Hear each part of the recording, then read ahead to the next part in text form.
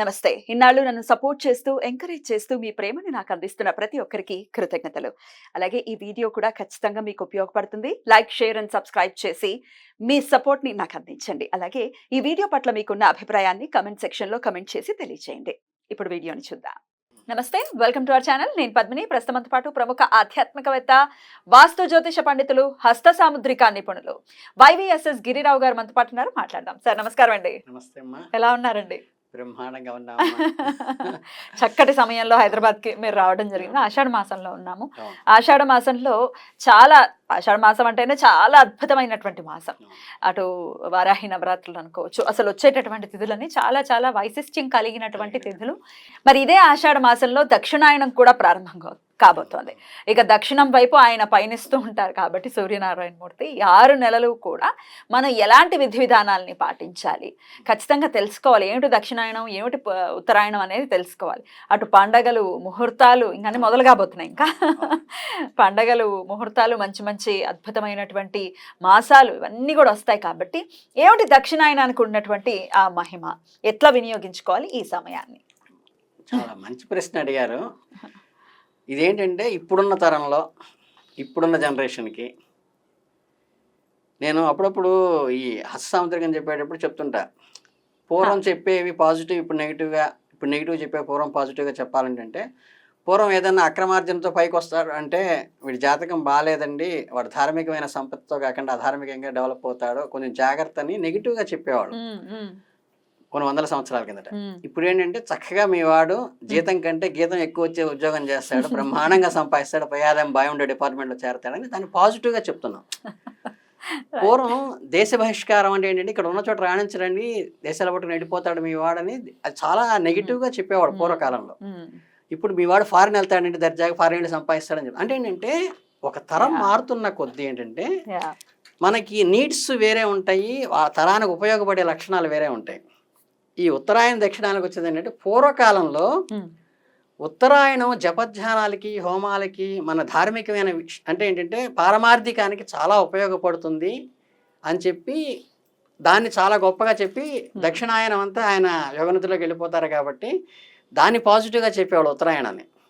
కానీ ఇప్పుడున్న తరంలో ఏంటంటే మాకు ముక్కు మూసుకుని జపం చేయాలని పని లేదు, ఈ శరీరాన్ని పిల్లలు అన్నది వదిలేసేయాలని పని లేదు, నాకు ఉపయోగపడేదేంటి అంటే ఇది చేస్తే నాకు ఏమిటి లభిస్తుంది, క్షేమ, స్థైర్య, విజయ, అభయ, ఆయురారోగ్య, ఐశ్వర్యాభివృద్ధార్థం అనే సంకల్పంతోనే వస్తున్నాను తప్పితే లోక కళ్యాణార్థం అని ఇప్పుడు ఎవరు చేయటంలా.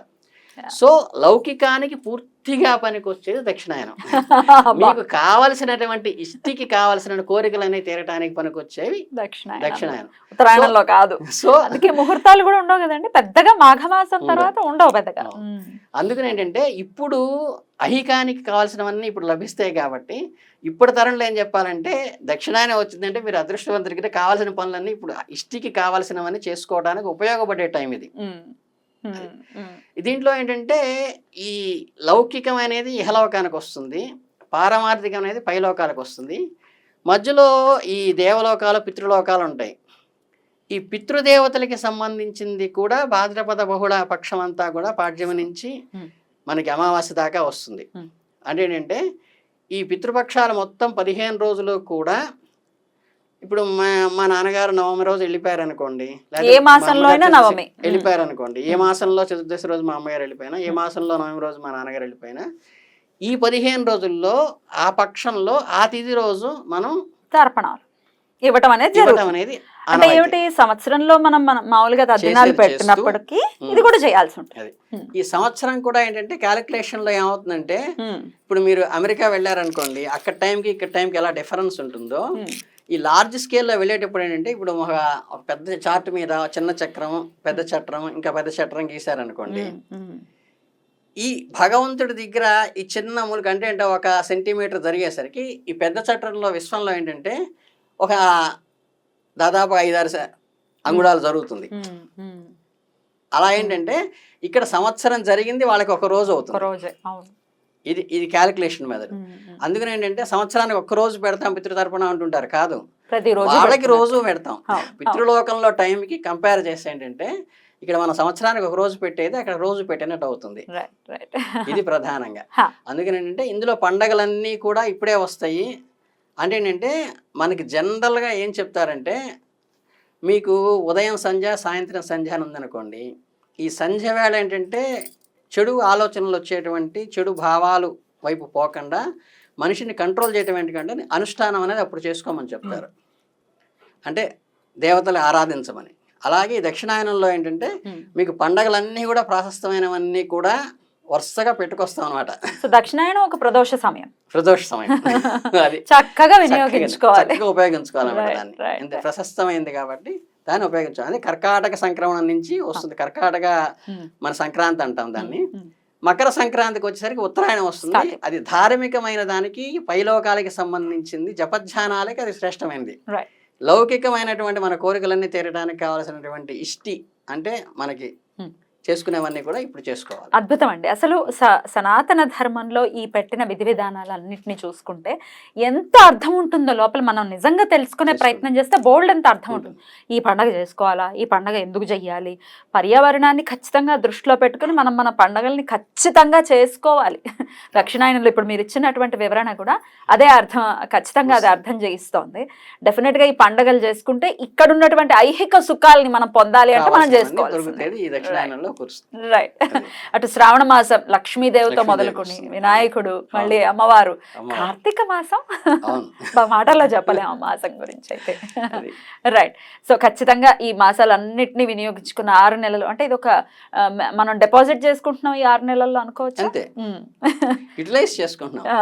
అది మనకి తర్వాత ఉత్తరాయణంలో యూటిలైజ్ చేసుకుంటాం. ఉత్తరాయణంలో ఏంటంటే ధార్మికంగా విత్డ్రా చేసుకుంటున్నాం. ఇప్పుడు డిపాజిట్ చేసి అప్పుడు విత్డ్రా చేసుకుంటాం. ఖచ్చితంగా. అయితే పండగలు చేసుకోవడం అందరికీ తెలిసిందే, చక్కగా చేసుకుంటారు.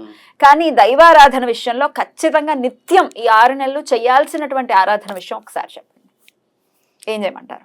ఈ 6 నెలలు కూడా ఏంటంటే నిత్యము ఈ నిత్యానుష్ఠానం అది కంపల్సరీ.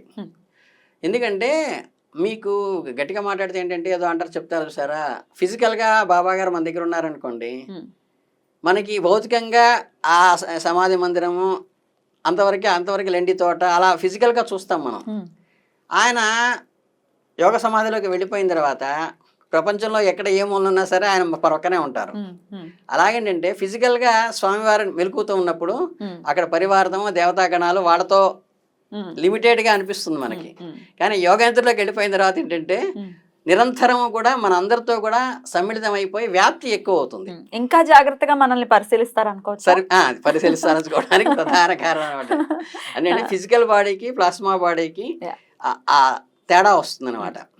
అదేంటంటే వాళ్ళు ఆ యోగ నిద్రలో ఉన్నారు అంటే ఏంటంటే ప్రపంచానికి సంబంధించి. అందుకని ఏంటంటే మీరు భాగవతంలో కూడా చూసినప్పుడు కృష్ణుడు ఆ యోగంతులో పడుకున్నప్పుడు ఇటు పక్క ఆయన వచ్చి ఏదో కోరడానికి వచ్చి అప్పుడు డిస్టర్బ్ చేయరు. మామూలు నిద్రపోయేవాడి బావాలే అని లేపుతారు. అంటే ఈ ప్రపంచానికి సంబంధించిందే ఇది విధి విధానం చేస్తున్నప్పుడు ఆయన ప్రపంచానికి సంబంధించిన వ్యక్తి అయినప్పుడు ఆయన యోగమిత్రులో ఉన్నప్పుడు అది చాలా దోషం అవుతుంది. మామూలు మనిషి పడుకుంటే బావాలేమన్న దానికి ఆ యోగనిద్ర అంటే అదేనమాట. యోగనిద్ర మీన్స్ ఏంటంటే మనకందరికీ కావలసినవన్నీ కూడా సమకూర్చడం కోసం ప్రపంచాన్ని, ఈ ప్రకృతి, ఈయనేమో పరమాత్మ కదా, ఈ ప్రకృతికి సపోర్ట్ చేస్తూ దానికి కావాల్సిన నీడ్స్ అన్నీ చూసేటువంటిది అంటారు. అంటే ఏంటంటే మన ఆఫీసర్ గారు మనతో ఉన్నప్పుడు మనం కొంచెం ఫ్రీగా మాట్లాడచ్చు, కానీ ఆయన శ్రీమతి గారితో ఏకాంతంలో ఉన్నప్పుడు డిస్టర్బ్ చేయకూడదని ఎలా అంటారో, ప్రకృతిని పరిశీలిస్తూ ప్రకృతికి సపోర్టింగ్ గా ఉండి ఈయన యోగమాయలో ఉంటారు. Right right. అద్భుతం అండి. ఖచ్చితంగా నిత్య ఆరాధన ఖచ్చితంగా చెయ్యాలి అని చెప్తున్నారు. చేసుకుని డెఫినెట్ గా ఈ దక్షిణాయన పుణ్యకాలం చాలా అద్భుతంగా వివరించినందుకు కృతజ్ఞతలండి. నమస్కారం.